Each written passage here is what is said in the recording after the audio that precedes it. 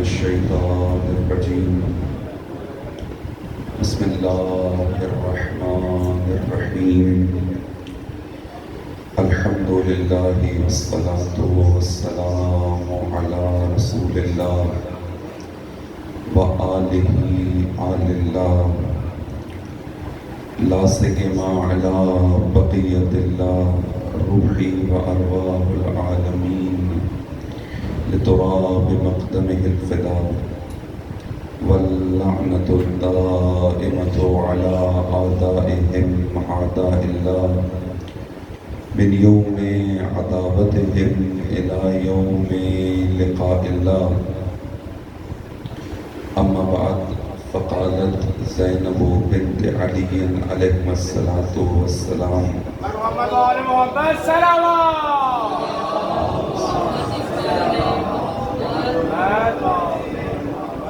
ما رأيت إلا جميلا. ایک بلند صلوات پڑھ لیجئے محمد وعلی.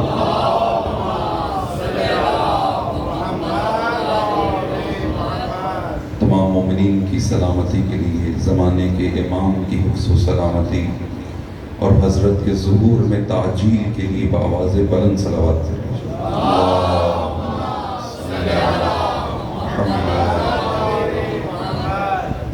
عناصر جو اسلام اور اہل اسلام کے خلاف پیروان اہل بیت و مکتب اہل بیت کے خلاف تخریب کاری میں سرگرم عمل ہیں، ان کی نیست و نابودی کے لیے بلندتر صلوات پڑھیں.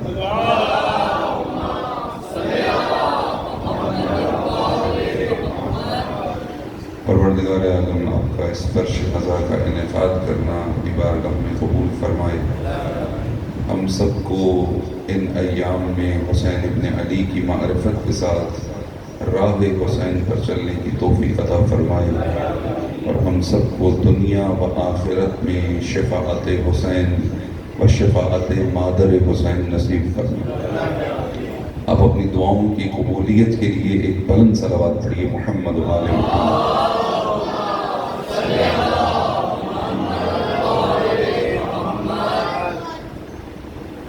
جمال کردار بنت علی عنوان گفتگو ہے. جمال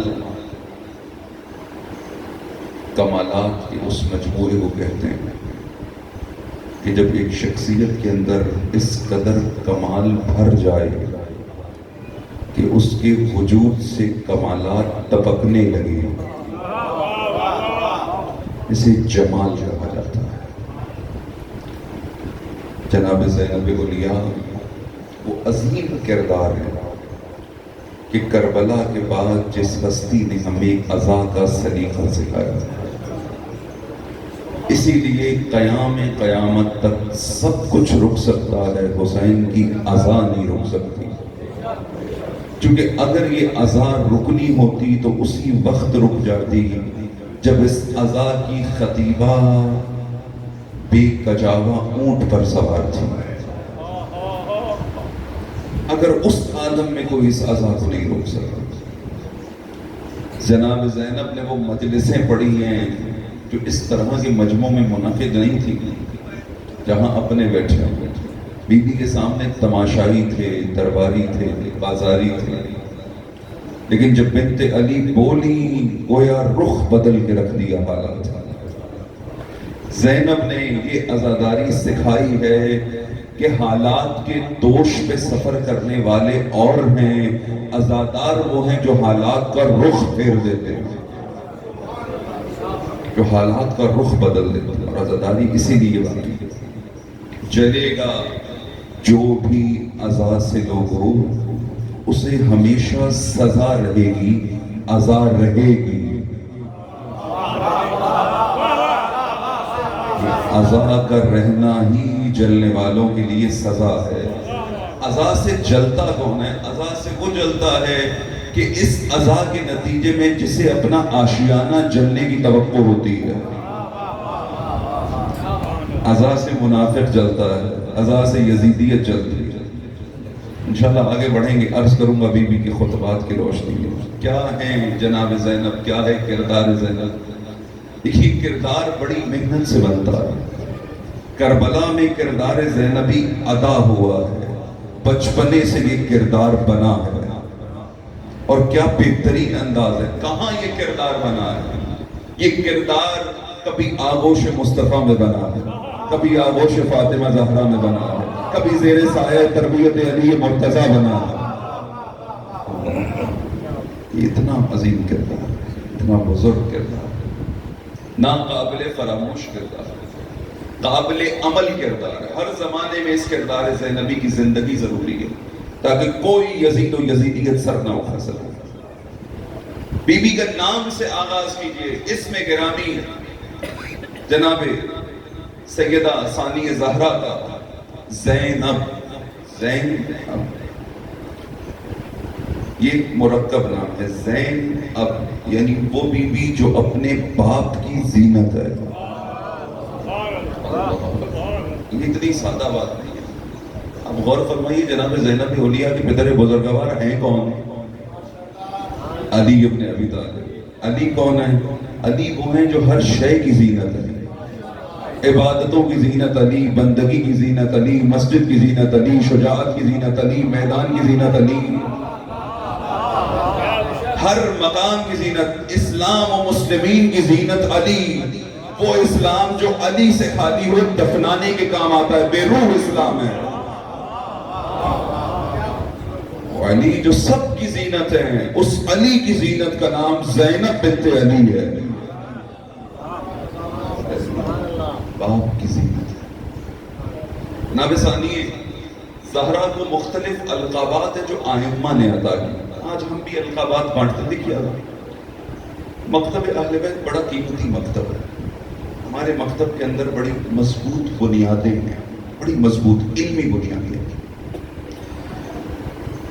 اب چند الفاظ ہیں جو آپ عموماً استعمال کرتے ہیں۔ ایک عالم، عالم یعنی ہر جاننے والا۔ ایک لفظ علامہ، توجہ ہے جی، لفظ علامہ آپ استعمال کرتے ہیں۔ علامہ کسے کہتے ہیں؟ علامہ اسے کہتے ہیں جو اتنا پڑھ گیا ہو جس کی علم کی حد سمجھ میں نہ آ رہی ہو، علامہ، یہ علامہ ہے۔ تشیع کے پاس آج تک آدھے درجن سے زیادہ علامہ نہیں ہے۔ آج بھی اگر کہا جائے کہ علامہ فرماتے ہیں تو مراد دی جاتی ہے علامہ طباطبائی صاحب المیزان فرماتے ہیں، یا علامہ ہلی فرماتے ہیں۔ اکثر ہمارے دوست ایرانیوں سے مذاق کرتے ہیں، کہتے ہیں تمہارے پاس علامہ نہیں ہے، پاکستان میں ہمارے پاس بہت سارے ہیں، جو بھی ممبر پہ آ جائے وہ علامہ ہے، ہم سے لے لو تھوڑے سے۔ علامہ جو بہت علم رکھتے ہیں۔ ہمارے مکتب کی مضبوط بنیادیں، ہم القابات ایسے ہی نہیں بانٹ دیتے، نہ ایسے لقب بانٹتے ہیں اور نہ لقب چرانے والوں کو لقب چرانے دیتے ہیں۔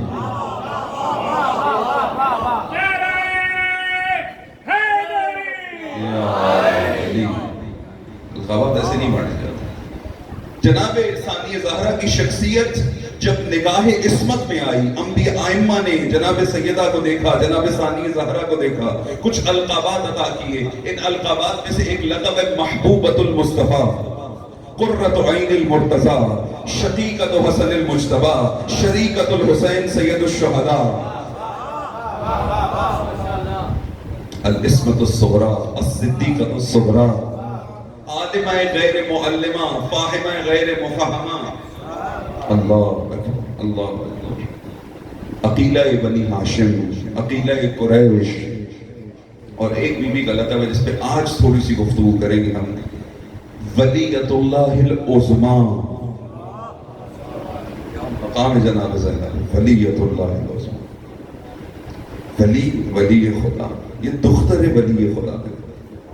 بی بی کا یہ لقب ہمیں ابھار رہا ہے کہ آج کی مجلس کا موضوع، عنوان اس کو قرار دیا جائے جو دین کے اصلی عناوین میں سے ہے، تاکہ پتہ لگے کہ بنت علی کا کمال کیا ہے۔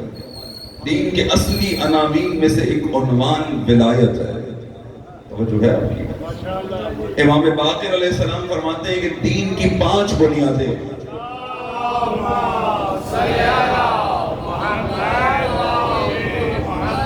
دین کی 5 بنیادیں، نماز، روزہ، حج، زکوٰۃ، یہ دین کی 4 بنیادیں۔ کب 5ویں بنیاد؟ والولایہ، دین کی 5ویں بنیاد ولایت ہے۔ اسلام کی پانچویں بنیاد ولایت ہے. جن ستونوں پہ اسلام کھڑا ہے وہ نماز ہے، روزہ ہے، حج ہے، زکوٰۃ ہے اور ولایت ہے. پھر سوال کیا اسی فرمان کی تائید میں کہ ان میں سے کون سی ایسی شے ہے کہ جسے زیادہ اہمیت حاصل ہے، جو بنیادی ستون ہے. کا جتنی تاکید ولایت کے بارے میں کی گئی اتنی تاکید باقی ارکان کے بارے میں نہیں کی گئی. سبب کیا ہے؟ سبب کیا ہے؟ دیکھیے توجہ کیجئے گا. میں وہ عرض نہیں کرنا چاہ رہا جو نتیجے آپ کے ذہنوں میں ہیں، میں کچھ اور عرض کرنا چاہتا ہوں، کچھ اور. آج ہم نے حقیقت ولایت تک پہنچنا ہے انشاءاللہ بتوفیق پروردگار. اچھا، کیسے علی کی ولایت کیوں اہم ہے، یا ولایت کیوں اہم ہے، ولایت کیوں بنیادی ستون ہے؟ چونکہ دیکھیے نماز، جب ایک نمازی نماز پڑھتا ہے نا، اس کو کئی ساری چھوٹ مل جاتی ہیں. مثلا جو شخص کھڑا ہو کے نماز نہیں پڑھ سکتا وہ بیٹھ کے، جو بیٹھ کے نہیں پڑھ سکتا لیٹ کے پڑھے. کچھ وقت ایسا آتا ہے جب انسان پہ نماز ساقط ہو جاتی ہے. کچھ ایام ایسے آتے ہیں نماز ساقط ہو جاتی ہے. مجنون ہو گیا، نماز ساقط ہو گئی.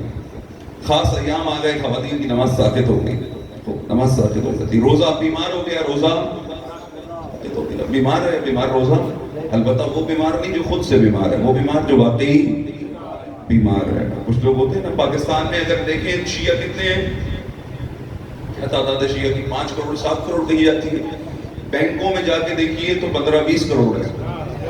9 کروڑ تو میں نے سنی تھی. کیوں؟ کیونکہ زکوٰۃ معاف کرانے کے لیے لوگوں نے خود کو شیعہ لکھوایا ہوگا. بینک میں کٹ جاتی ہے اکاؤنٹ میں. بڑے مفاد پرست ہیں ہم، کچھ بھی بن جاتے ہیں. مسجد میں آئے تو کافر کافر کہتے ہیں، ضرورت پڑے تو وہی بن جاتے ہیں.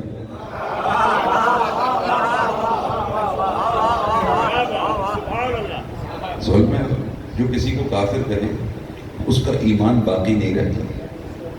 ہاں صحیح ہے، اسلام کے بارے میں حساس ہونا چاہیے، توحید کے بارے میں بھی حساس ہونا چاہیے، حساسیت دکھانی چاہیے. اگر کسی کے بارے میں شک ہو تو فوری جاؤ، فوری جا کر تلاش کرو، اس کے مکتب کو پڑھو. اگر شیعہ کو سمجھنا ہے تو شیعہ کو دیکھنے سے پہلے قرآن پڑھو، نہج البلاغہ پڑھو. شیعہ وہ مکتب ہے جس کی بنیادیں قرآن اور اہل بیت کے فرمان پر قائم ہیں. اور دیکھو کہ کیسی توحید شیعہ رکھتے ہیں، کیسی توحید، عقیدہ توحید شیعہ کے پاس کیسا ہے. بس روزہ وہ شخص جو بیمار ہو جائے اس میں ثابت ہے. حج اگر مستطیع نہیں ہو تو حج سے چھوٹ ہے. مستطیع مالی نہیں ہو، مستطیع صحت نہیں ہے، وہ حج کی چھوٹ ہے. زکوٰۃ اگر نصاب کو مال نہیں پہنچا تو زکوٰۃ لازم نہیں ہے. ان چاروں میں کہیں نہ کہیں بچ نکلنے کا موقع ہے. لیکن یہ جو 5واں رکن ہے نا، جسے رکن ولایت کہا جاتا ہے، تم بیمار ہو، تم قیدی ہو، تم آزاد ہو، تم جہاں پر ہو، تم پہ ولایت واجب ہے. اس رکن سے نہیں بچ سکتے، اس سے جان نہیں چھوٹ سکتی. کیونکہ پروردگار کا فرمانا ہے جنہوں نے اللہ کو اپنا ولی بنایا، اللہ انہیں ظلمتوں سے نکال کے نور کی طرف لے جاتا ہے. اور جنہوں نے کفر کیا اور اللہ کو چھوڑ کے غیر اللہ کو ولی بنا لیا تو غیر اللہ انہیں نور سے نکال کے ظلمتوں کی طرف لے جائے گا. اور جو ولایت کو ترک کر دے، قرآن کہتا ہے اولئک اصحاب النار ہم فیہا خالدون. کچھ جہنم جانے والے ایسے جہنم جائیں گے، آگ میں جلیں گے، پاک ہو کر آ جائیں گے. کہ منکر ولایت کبھی بھی پاک نہیں ہوگا. منکر ولایت کو جہنم کی آگ بھی پاک نہیں کرے گی، وہ مسلسل جلتا رہے گا. جس نے اللہ کی ولایت کو ترک کیا ہے، جس نے اللہ کی ولایت کو چھوڑا ہے، وہ کیسے پاک ہو سکتا ہے؟ سائیان محترم، ولایت بنیادی ترین رکن ہے، بنیادی ترین. میں اپنے موضوع سے متصل ہوں تیزی سے تاکہ نتیجے کو حاصل کر سکیں. کیا ہے ولایت؟ یہ وہ اعلان ہے جس کے لیے رسول اللہ نے خاص اہتمام فرمایا حکم پروردگار سے. جب آخری حج نبی اکرم کا اعلان کر دیا گیا کہ رسول اللہ آخری حج حجۃ الوداع انجام دیں گے، ایک بڑی تعداد حاجیوں کی مکہ میں رسول اللہ کی امامت میں حج کرنے کے لیے جمع ہے. توجہ ہے جی، توجہ ہے آپ سب کی. ایک بلند صلوات پڑھی محمد و آل محمد.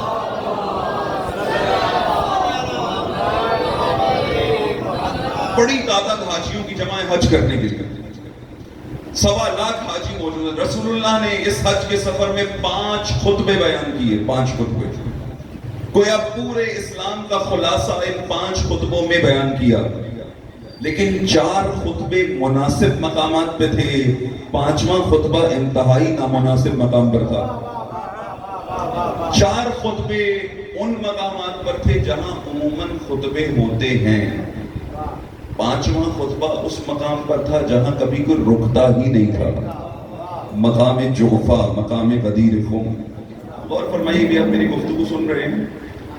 آپ جب یہاں سے جائیں گے اٹھ کر اپنے کام کاج میں لگیں گے تو گفتگو آہستہ آہستہ آپ کو بھول جائے گی. کوئی ایک آدھا جملہ یاد رہ جائے گا، باقی بھول جائے گی. لیکن اگر میں آپ کو جاتے ہوئے دروازے پہ پکڑ لوں اور وہاں کچھ کہوں، چونکہ وہاں کہنے کے لیے آپ نے مجھے نہیں بلایا، آپ نے مجھے یہاں سے کہنے کے لیے بلایا. اب جب اس مقام پہ کہوں گا کہ جب عموماً جس مقام پر روک کے کچھ کہا نہیں جاتا، تو یہ جملہ آپ کو دیر تک یاد رہے گا.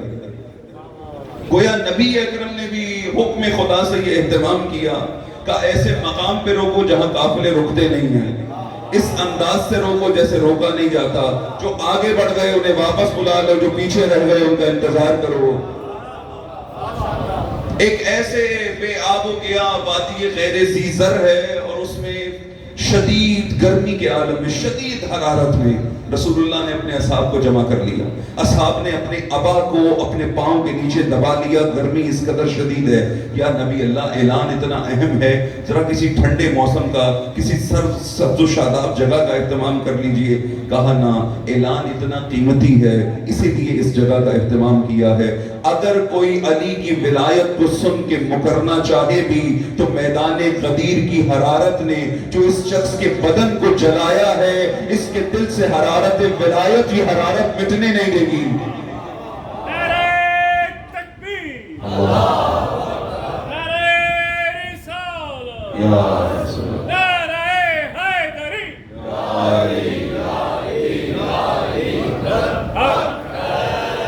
بس رسول اللہ گئے اور رسول اللہ نے خطبہ ارشاد فرمایا. پالانوں کا ممبر جوڑا، تفصیلی واقعہ آپ احباب کے ذہن میں. علی علیہ السلام کو بلند کیا کہ قم یا علی. ایک طویل خطبہ. اس طویل خطبے میں ایک مقام پر پہنچے. بڑی توجہ چاہوں گا آپ کی اس مقام پر. اگر رسول کا فرمان وقت پہ سن لیا جائے اور سمجھ لیا جائے تو امت کبھی بھی گمراہ نہیں ہوتی، کبھی گمراہ نہیں ہوتی. رسول اللہ نے جمع کیا سب کو اور پوچھا، اے لوگوں مجھے یہ بتاؤ، اس جملے کو ذہن میں رکھیے گا، اس کی وضاحت آگے آئے گی.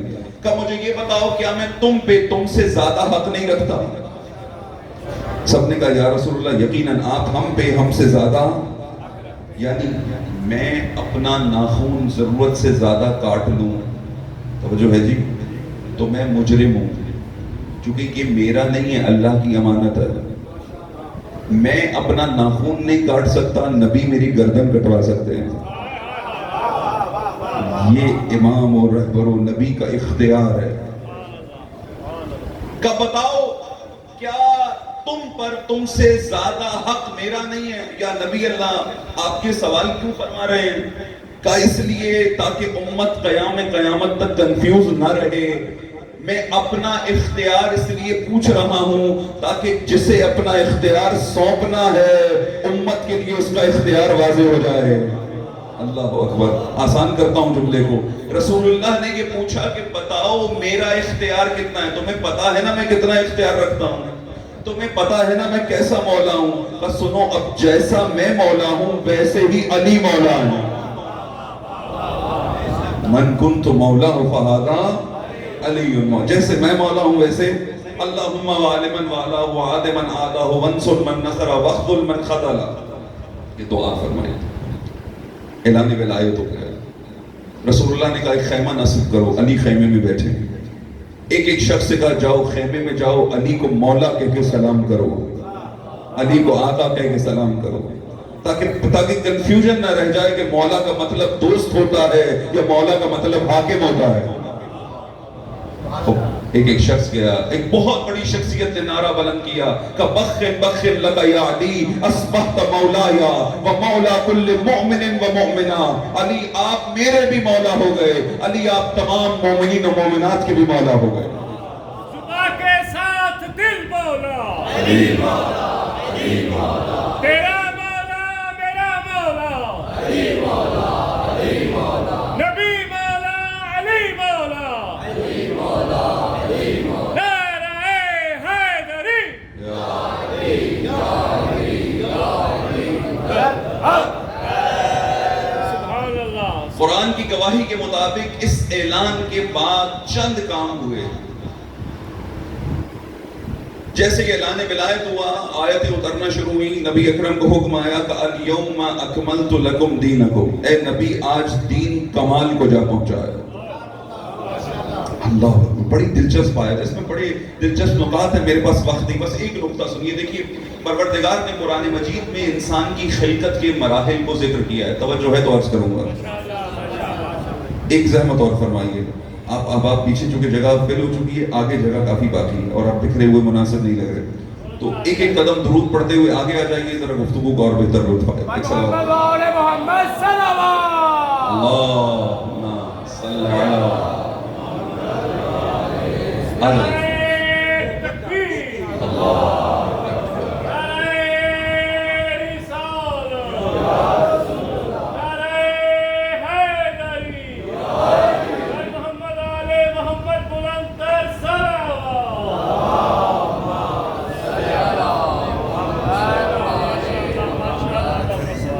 آج دین کامل ہو گیا، دین کمال کو جا پہنچا.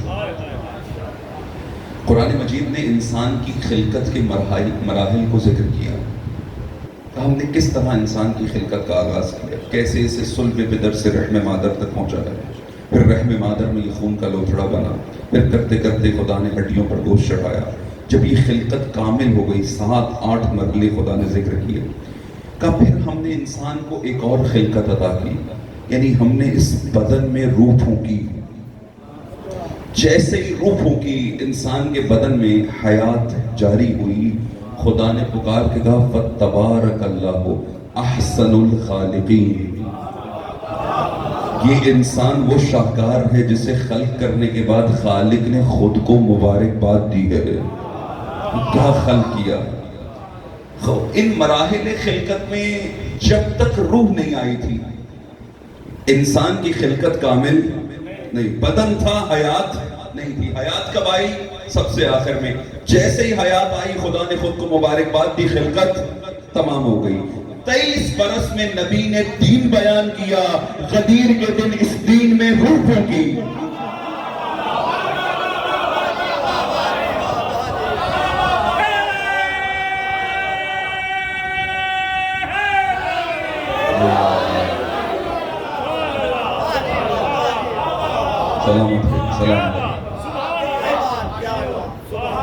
جذباتی جملہ نہیں، خطابت قطعی طور پہ نہیں، آتی نہیں ہے مجھے تو ہوگی کہاں سے.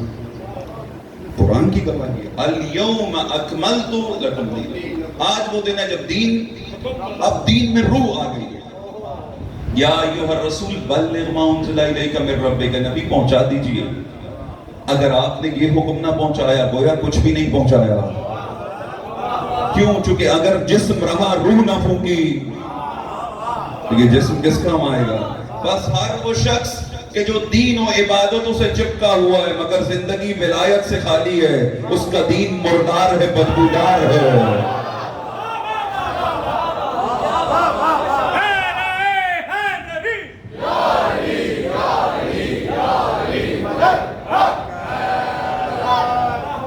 مردار سے چپکا ہوا ہے. دیکھیے میں قرآن کی آیات پڑھ رہا ہوں، توجہ کیجئے گا. یہ سنجیدہ ترین موضوع ہے کیونکہ آپ کے دل میں محبت ہے، لہذا یہ محبت آپ کو خاموش بیٹھنے نہیں دیتی. آپ کے حسب و نسب کی پاکیزگی یہ چاہتی ہے، آپ سے تقاضا کرتی ہے کہ اپنی خوشی کا اظہار کرو.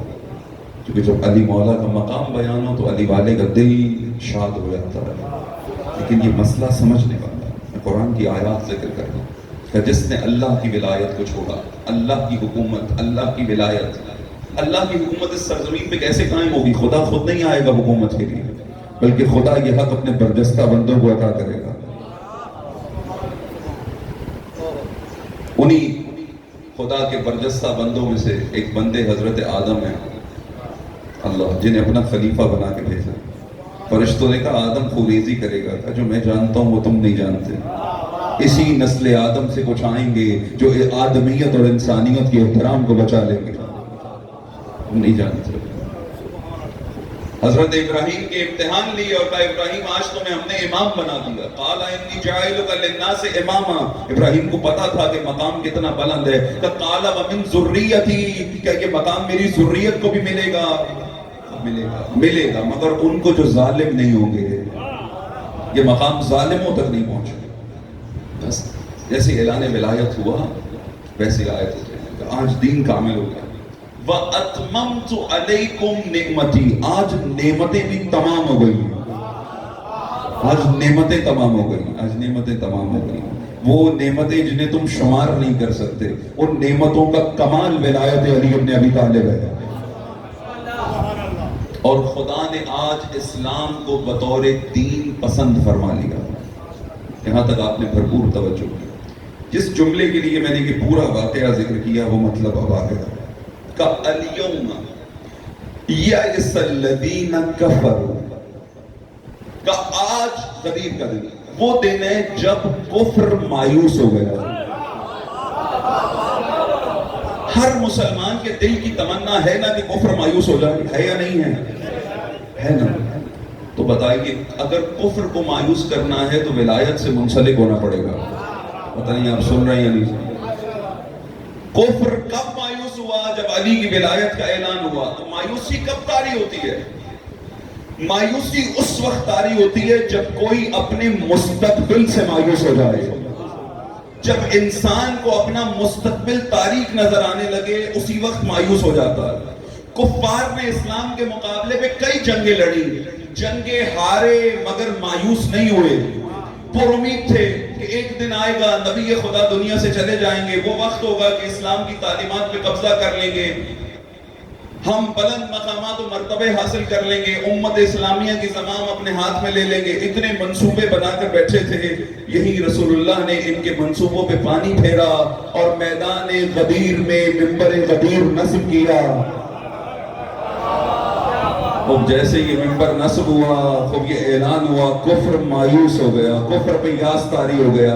کہ اب ہم سب کچھ کر سکتے ہیں, اسلام کا کچھ نہیں بگاڑ سکتے. کیوں؟ چونکہ نبی نے فرمایا ولایت علی ابن ابی طالب حصنی فمن دخل حصنی امن من عذابی. نبی فرماتے ہیں خدا کا یہ کہنا ہے کہ علی کی ولایت میرا قلعہ ہے, جو اس قلعے میں داخل ہو گیا محفوظ ہو گیا.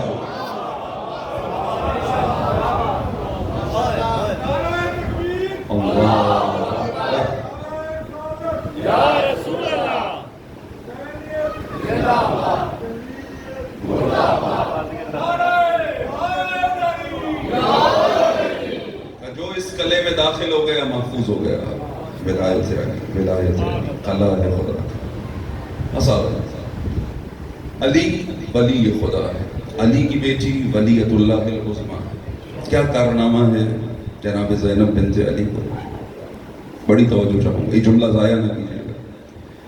جس طرح علی کے اعلان ولایت سے قیام قیامت تک کا کفر مایوس ہو گیا, اسی طرح کربلا کے بعد زینب کے قیام سے قیام قیامت تک کی یزیدیت مایوس ہو گئی. زینب نے یزیدیت کو ہرایا نہیں ہے, مایوس کر دیا. اللہ, یزید نشے میں چور تھا, کہتا تھا میں جیت گیا.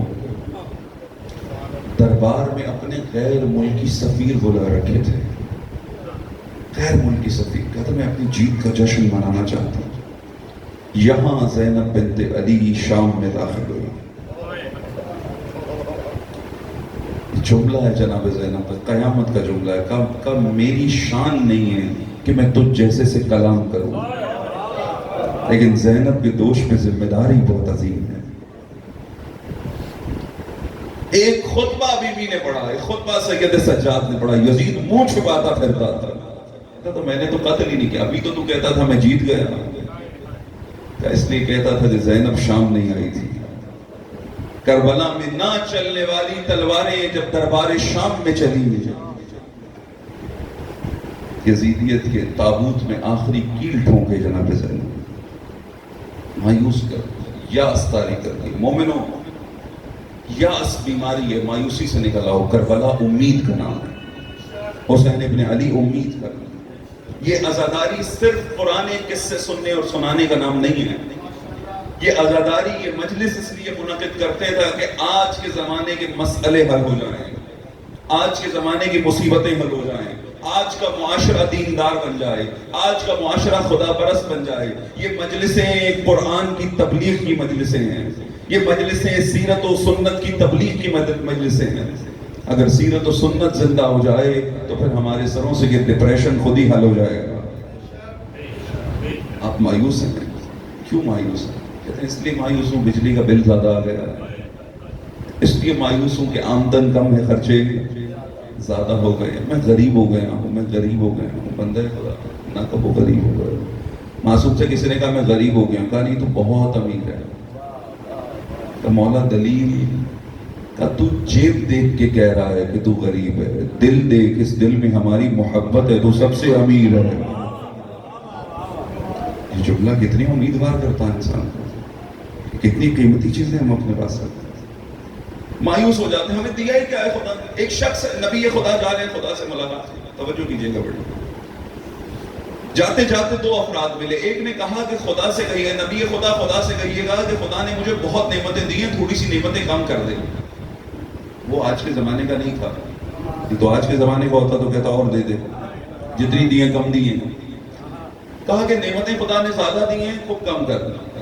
دوسرا ملا، کہتا ہے خدا سے کہو کہ مجھ پہ بھی نظر کرم کرے، نہ رہنے کو گھر ہے، نہ کھانے کو کھانا، غذا فراہم ہے، نہ پہننے کو لباس ہے، کچھ بھی نہیں، تو نظر کرم مجھ پہ بھی ہو جائے.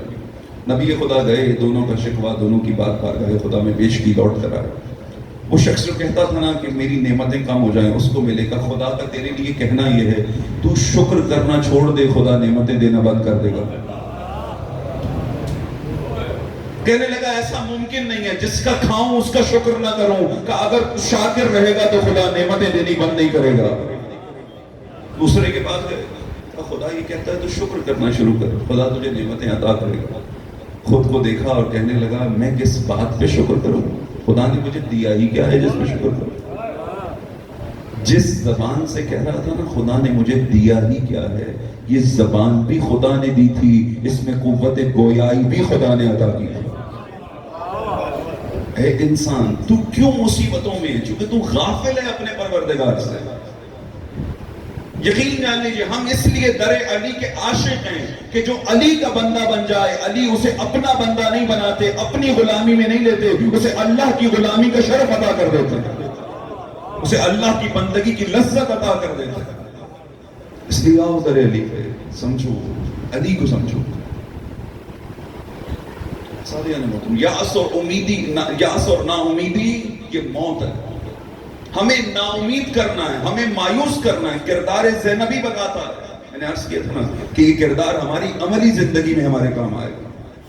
جب مایوس ہونے لگو ایک سلام کرو علی کی بیٹی زینب کو. بتاؤ زینب کے لیے کتنے دشوار حالات تھے، کہ ہمارے لیے ایسے ہی حالات ہیں.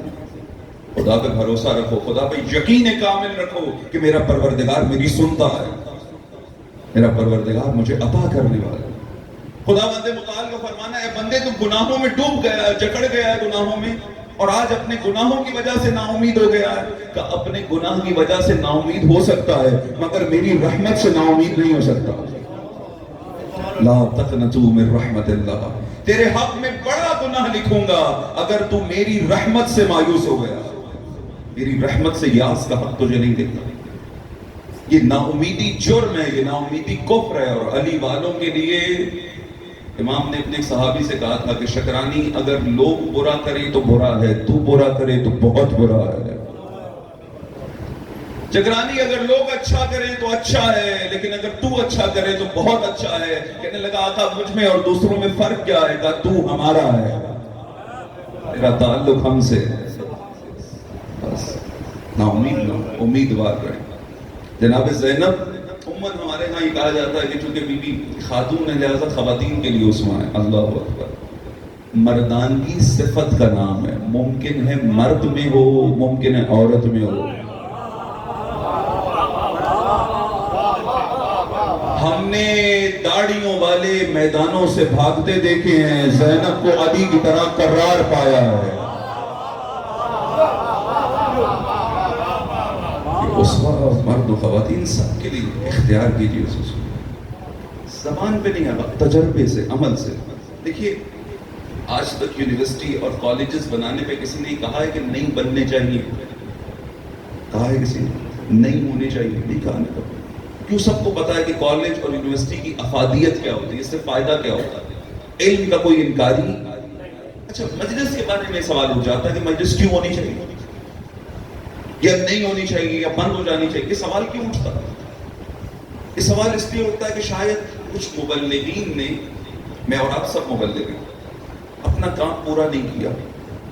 میں اکثر عرض کیا کرتا ہوں، اگر آپ نے کسی کو سمجھانا ہے نا کہ مجلس واجب ہے، پھر دوہرا رہا ہوں، کسی کو سمجھانا ہے نا کہ مجلس واجب ہے، تو طریقہ یہ ہے اس کو زبان سے نہ سمجھاؤ، اس کو کردار سے سمجھاؤ. مثلا ایک جوان ہو جو اس عالم میں کہ جب ہر چیز کی آزادی ہے ایک پاکیزہ یوسفی کردار رکھتا ہو. ایک خاتون ہو جو اس عالم میں کہ جب ماڈرنزم اس قدر سر پہ چڑھ گیا ہے کہ لباس اتار دینے کو سٹیٹس قرار دیا جا رہا ہے، وہ اس عالم میں خاتون محجبہ ہو، اپنے گھر والوں کی حفاظت کرنے والی ہو. یہ کردار کی بلندی ہے. ایک دکاندار ہو، یہ دکاندار باقی دکانداروں کی طرح نہ جھوٹ بولتا ہو نہ ملاوٹ کرتا ہو. اس جوان کو کوئی پکڑ کے پوچھے بندہ خدا سب تو کہیں اور جا رہے ہیں کہ تو نے اتنا حسین کردار کہاں بنایا، اور وہ کہے یہ کردار فرش عزا پہ بنتا ہے. مجھے بتاؤ پھر مجلس کے انعقاد کے لیے کسی دلیل کی ضرورت رہ جائے گی؟ عظیم کردار بنتے ہیں اس فرش پر. یہ وہ فرش ہے جو انسان کو عرش کا سفر کراتا ہے.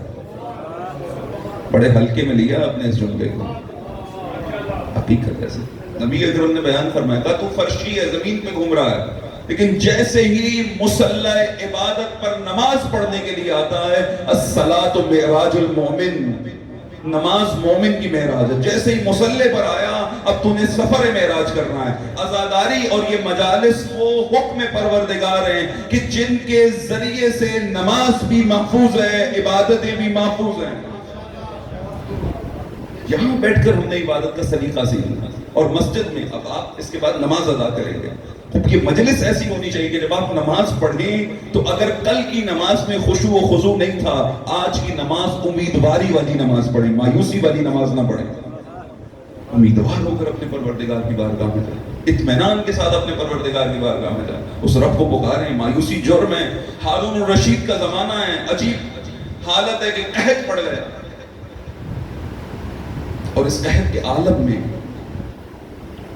ہارون کے دربار سے اعلان ہو رہا ہے لوگوں نیک ہو جاؤ. سوچیے کتنا سخت وقت ہوگا کہ ہارون کہہ رہا ہے لوگوں نیک ہو جاؤ، اچھے ہو جاؤ، برائی چھوڑ دو، جھوٹ چھوڑ دو، غلط اعمال چھوڑ دو، دعا کرو خدا باران رحمت نازل کرے. اچھا اسی عالم میں جب سب پریشان ہیں، درباری پریشان، عوام پریشان، ایک شخص ہے کہ جو خوش ہے، غلام ہے اور خوش ہے. توجہ کر رہے ہیں؟ غلام ہے اور خوش. اتنی ناامیدی کے حالت میں یہ غلام ہے اور خوش ہے. حتیٰ اتنا خوش ہے کہ اس کی خوشی دوسروں سے برداشت نہیں ہو رہی. اسے پکڑا بادشاہ کے پاس، ہارون کے پاس لے گئے، کہا دیکھو یہ کتنا خوش ہو رہا ہے، ہمارا مذاق اڑا رہا ہے، پتہ نہیں کیا چاہتا ہے، اس سے پوچھیے. ہارون نے پوچھا تو کیوں خوش ہے؟ کہنے لگا اس لیے کہ میں نے دیکھا ہے کہ میں چونکہ غلام ہوں تو میرے مالک کے گودام میں اسٹاک میں گندم یا اناج پڑا ہوا ہے، چند بوریاں پڑی ہوئی ہیں. کہا میں اس لیے خوش ہوں کہ میرے مالک کے پاس چند بوریاں پڑی ہوئی ہیں، اگر سب بھوکے مر بھی جائیں تو مجھے بھوکا نہیں رہنا پڑے گا. ہارون نے کہا یہ وجہ ہے اس سے خوش ہونے کی، سے جانے دو. اسی دربار میں ایک عقل مند بیٹھا تھا، کہنے لگا کمال ہے، وہ اپنے مالک کے گودام میں چند بوریاں دیکھ کے خوش ہے، تو تیرا میرا مالک تو علی کل شیء قدیر ہے. نعرہ تکبیر، اللہ نعرہ رسالت، نعرہ حیدری.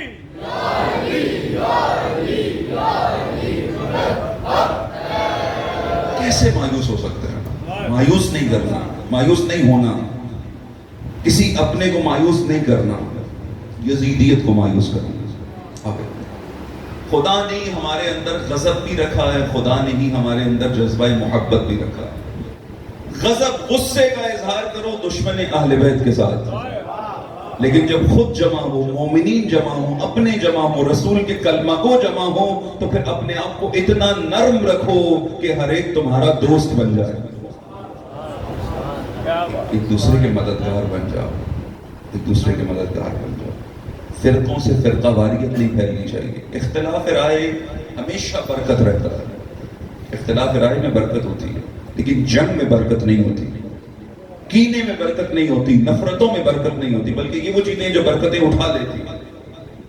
بس ہمیشہ اس رسی سے متصل ہو جاؤ کہ جس سے متصل ہونے کا خدا نے حکم دیا کہ وَاعْتَصِمُوا بِحَبْلِ اللَّهِ جَمِيعًا وَلَا تَفَرَّقُوا، اللہ کی رسی کو تھام لو اور تفرقہ نہ کرو۔ اللہ کی رسی کو اگر کسی نے دیکھنا ہو تو قرآن مجید وہی رسی ہے خدا کی، اسے تھام لو۔ قرآن لکھی ہوئی ہدایت ہے، محمد و آل محمد عملی ہدایت ہے۔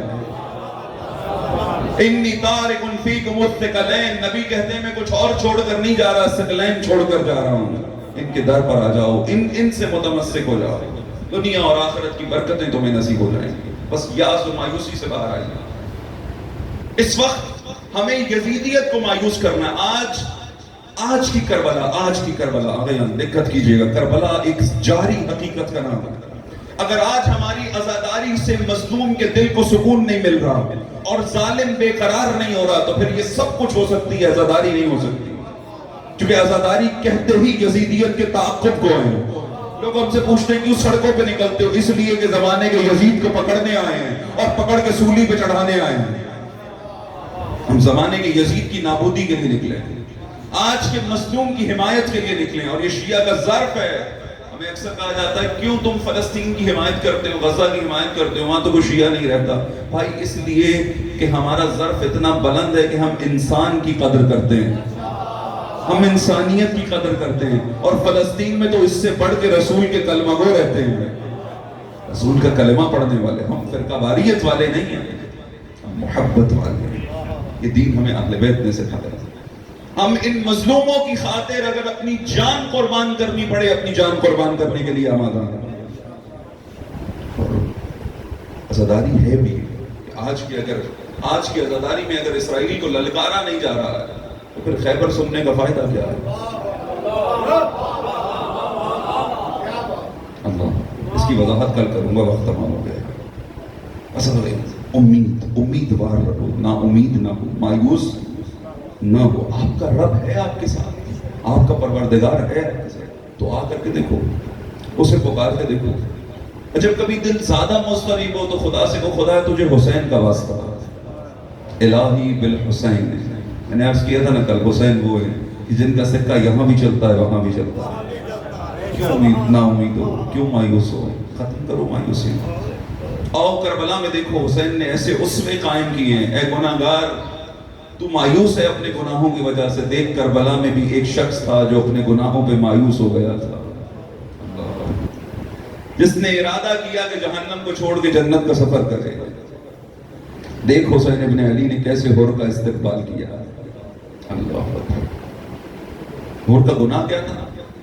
چھوٹا گناہ نہیں تھا، فرزند رسول کے گھوڑے کی لگام پکڑی تھی، فرزند رسول کا رستہ روکا تھا، زینب کو پہلی مرتبہ رلایا تھا، لیکن جب ایک مرتبہ نادم ہو کر چلا گیا، جیسے ہی آنکھ سے آنسو ٹپکتا ہے، خدا کے رحمت کے دریا میں تلاطم آ جاتا ہے، میرا بندہ آ گیا ہے، میرا بندہ آ گیا۔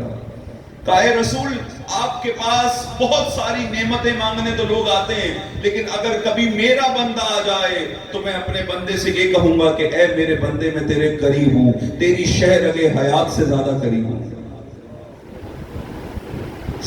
دو محرم آ گئی، حسین کربلا پہنچ گئے۔ اللہ اکبر۔ جب یہ قافلہ مدینہ سے روانہ ہوا، بس ایک اشارہ سن لینا، راوی کہتا ہے کہ سب اہل مدینہ حسین کے گھر کے باہر جمع ہیں۔ منظر یہ ہے کہ سفر پہ روانگی کی تیاری ہو۔ اتنے میں اعلان کیا گیا کہ مخدرات عصمت و طہارت محملوں میں سوار ہونا چاہتی ہیں، اے لوگوں ذرا دور چلے جاؤ۔ مجمع چھٹا، ایک ایک بیوی آتی، ایک جوان آگے بڑھتا، سوار کراتا، کسی کو علی اکبر نے سوار کرایا، کسی کو قاسم نے سوار کرایا، کسی کو عباس نے۔ سید الشہداء اپنی مسند پر اپنی کرسی پر تشریف فرمائے کہ اتنے میں منادی نے ندا دی۔ راوی کہتا میں دور سے دیکھ رہا تھا، ندا بلند ہے، اے لوگوں اپنے گھروں کو چلے جاؤ، اب علی کی بیٹی زینب سوار ہونا چاہتی ہے۔ اللہ اکبر، اجرکم ربکم۔ راوی کہتا ہے میں نے دیکھا کہ جب علی کی بیٹی اپنے گھر سے باہر آئی، ہر بیوی کو ایک فرد نے سوار کرایا تھا، مگر زینب کے لیے ہر بندہ آگے بڑھا۔ کہ حسین نے اپنی مسند چھوڑ دی، عباس آگے بڑھے، قاسم آگے بڑھے، علی اکبر آگے بڑھے، اور پھوپھی اماں کو بڑے احترام سے سوار کرایا۔ جب 11 محرم کی صبح آئی نا، جناب زینب نے بندے ہاتھوں سے سب کو سوار کرایا، سب بیویاں سوار ہو گئیں۔ ایک مرتبہ زینب تنہا رہ گئی، بیوی نے مقتل کا رخ کیا، پکارنا شروع کیا، علی اکبر کہاں ہو، پھوپھی سوار ہونا چاہتی ہے، قاسم کہاں ہو، پھوپھی سوار ہونا چاہتی ہے۔ ہر شہید کو ایک دفعہ پکارا، مگر جب عباس کا نام آیا زینب پکارتی چلی گئی، عباس تیری بہن تنہا رہ گئی، عباس زینب تنہا رہ گئی، عباس بہن سوار ہونا چاہتی ہے، عباس ظالموں کا درجہ ہے۔ اللہ اکبر، اللہ اکبر۔ حسین پہنچے سرزمین کربلا پہ، پہنچتے ہی انا للہ و انا الیہ راجعون پڑھا۔ پوچھنے والے نے پوچھا کہ آقا اے میرے بابا یہ کلمہ پڑھنے کا سبب کیا تھا؟ کہ علی اکبر یہ قافلہ اپنی موت کی طرف بڑھ رہا ہے۔ کہ بابا کیا ہم حق پر نہیں ہیں؟ کہ بیٹا یقیناً ہم ہی حق پر ہیں۔ کہ پھر فرق نہیں پڑتا موت ہم پہ آ پڑے یا ہم موت پہ جا پڑے۔ بس ایک مرتبہ حر 1000 سپاہیوں کے ساتھ پہنچے اور حسین ابن علی کا رستہ روکا۔ نماز کا وقت ہوا، حر کا لشکر پیاسا تھا۔ حسین نے کہا عباس مشکیزوں کے منہ کھول دو، حر کے لشکریوں کو پانی پلاؤ۔ حر نے پانی پیا، پورے لشکر کو حسین نے سیراب کیا۔ یہ حسین کا کرم ہے، حسین دشمن کے لشکر کو بھی سیراب کرتا ہے۔ سیراب کیا حر کے لشکر کو، پھر کہا دیکھو انسانوں نے پانی پی لیا، ابھی ان کے حیوان و جانور پیاسے ہیں، کہ سب کو پانی پلاؤ۔ اتنا پانی پلایا کہ گھوڑوں نے منہ پانی سے موڑ دیا، سب سیراب ہو گئے۔ نماز کا وقت ہوا، سید الشہداء نے حر سے کہا حر جا تو اپنے سپاہیوں کے ساتھ نماز پڑھا، میں اپنے انصار کے ساتھ نماز پڑھتا ہوں۔ اور نے کہا فرزند رسول اللہ آپ کے ہوتے ہوئے میں کیوں امامت کراؤں، میں چاہتا ہوں کہ آپ کی امامت میں نماز پڑھوں۔ اور نے حسین کی امامت میں نماز پڑھی، حسین نے نماز کا کامل کی، تمام کی، اور ایک مرتبہ اپنے گھوڑے پر سوار ہوئے۔ حسین سفر کا ارادہ رکھتے کہ اتنے میں حر آگے بڑھا، فرزند رسول کے گھوڑے کی لگام پکڑی، کہا میں آگے جانے نہیں دوں گا۔ حسین نے خیز و غضب کے عالم میں کہا اے حر تیری ماں تیرے غم میں بیٹھے،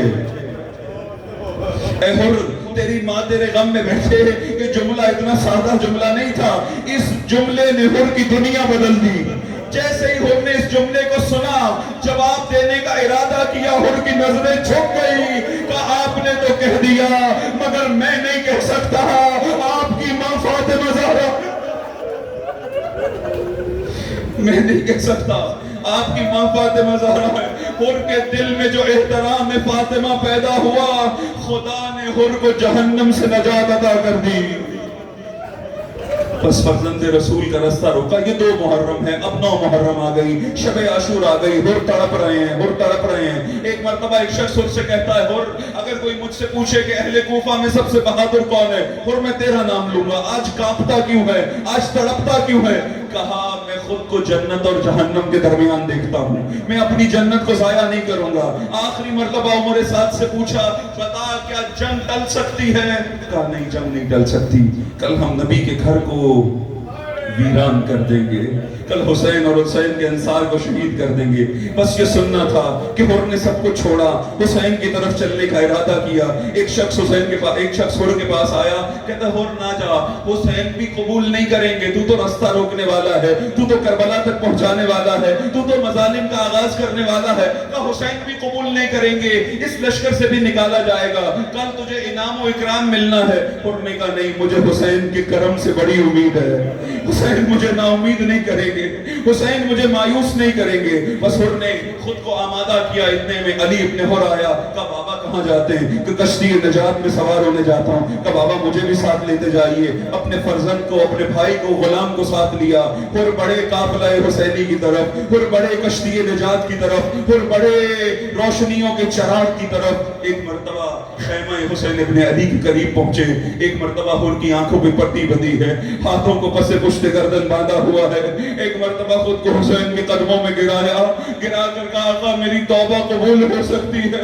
حسین نے کسی کو نہیں بھیجا، ان کے استقبال کے لیے خدا آئے، ان کو قدموں سے اٹھایا، سینے سے لگایا کہ انت اخی فی الدنیا والآخرہ، اور تو دنیا میں بھی میرا بھائی ہے، آخرت میں بھی میرا بھائی. اور تیری ماں نے تیرا نام درست رکھا ہے، انت حر فی الدنیا والآخرہ، انت سعید فی الدنیا والآخرہ. بس اور نے اس معافی کے قبول ہو جانے کے بعد ایک مرتبہ سید الشہداء سے اجازت طلب کی کہ اب مجھے عہد وفا کرنا ہے، اب مجھے میدان جنگ میں جانا ہے، اب جان قفس عنصری میں ٹکتی نہیں ہے، اب میں چاہتا ہوں کہ ایک مرتبہ میدان جنگ میں جاؤں اور آپ پر اپنی جان کو قربان کر دوں. سید الشہداء نے اجازت دی اور روانہ ہونا چاہتے مگر رک گئے. کہا کہیں ایسا نہ ہو میری شہادت دیکھ کے میرا بیٹا ڈر جائے. کہا اے علی ابن حر تو پہلے جا، تو پہلے قربانی دے، پھر تیرا باپ قربانی دے گا. بس حر کا بیٹا میدان جنگ میں گیا، جنگ کرتا کرتا فرس زین کو چھوڑی، خاک کربلا پہ آیا. بس آخری جملے سننا، آخری سلام کیا حر کو. حر تڑپے اور ایک مرتبہ خود کو اپنے بیٹے تک پہنچانا چاہا. حسین آگے بڑھے کہ حر کہاں جا رہے ہو؟ کہ میرا بیٹا زین سے زمین پر آ گیا، اپنے بیٹے کی میت پر، اس کے لاشے پر جانا چاہتا ہوں. حسین نے کہا کبھی ایسا ہوا ہے کہ جوان بیٹے کی میت بوڑھا باپ اٹھائے؟ اے حسین تجھ پر جانے قربان، ابھی کچھ دیر گزرے گی، علی اکبر کا لاشا تڑپ رہا ہوگا اور حسین دونوں ہاتھوں سے ماتم کر کے کہے گا انا دنیا بعد خلافہ، اکبر تیرے پاس دنیا کی زندگی پر خواہ. الا لعنت اللہ علی الظالمین سيعلم الذین ظلموا